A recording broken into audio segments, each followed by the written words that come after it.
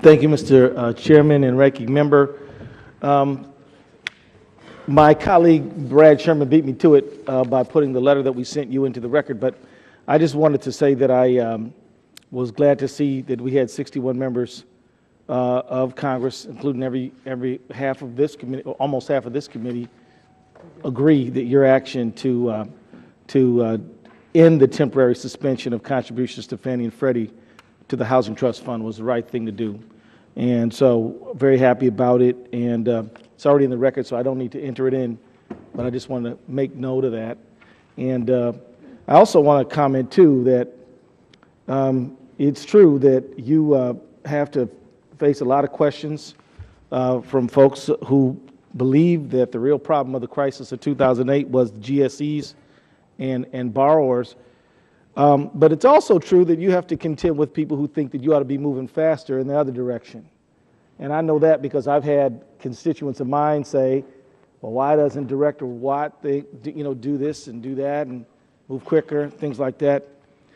I think one of the other things that your office has done after taking a lot of care, a lot of time, a lot of research, is decided to review the process of the arm's length transaction and not doing any arm's length transactions and reviewing that policy. I wonder if could you talk about some of the thinking that you entertained as you were reviewing that policy and why it is that you came out the way that you did?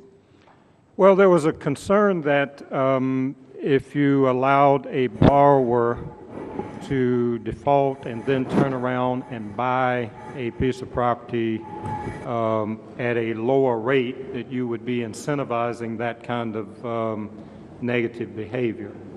And that had kind of taken hold and was wagging the dog. I mean, there probably are 1%, 2%, 3% of the people in the world who could think that far ahead, that they would default on a loan and then after foreclosure go back and buy it at a lower price and come out better.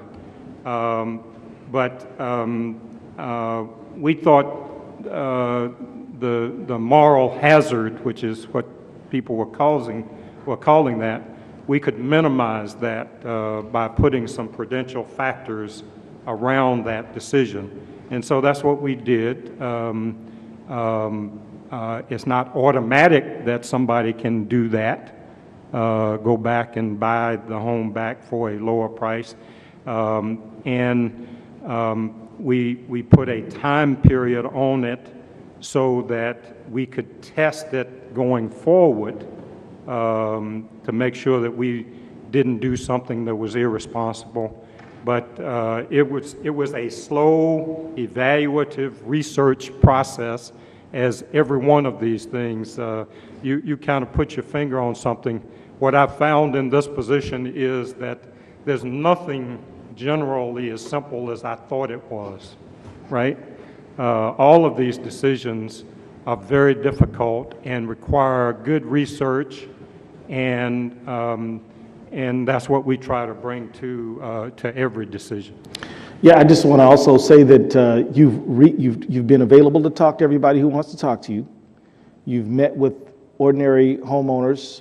You've met with policymakers. You've done an exhaustive thing, and I want to commend your staff. Actually, you got a pretty good staff member, Carrie Johnson. She used to work in my office, and she's gone on to bigger and better things, but I'm glad she's landed in the right place over there. So could you just talk about why you think it's so important to do all the outreach you've done and consult everybody you've consulted and do all this research you've done? Well, I think one of the members over here pointed out that he appreciated plain talk. There's a lot of misinformation in this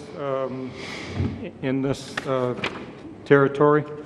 And I think the more you can kind of break things down and explain them in terms that borrowers can understand, that the public can understand, demystify this whole process, the better off we are. But most of the outreach we have done and going out has been about specific things that would benefit borrowers, such as the HARP program or the Neighborhood Stabilization Initiative in Detroit.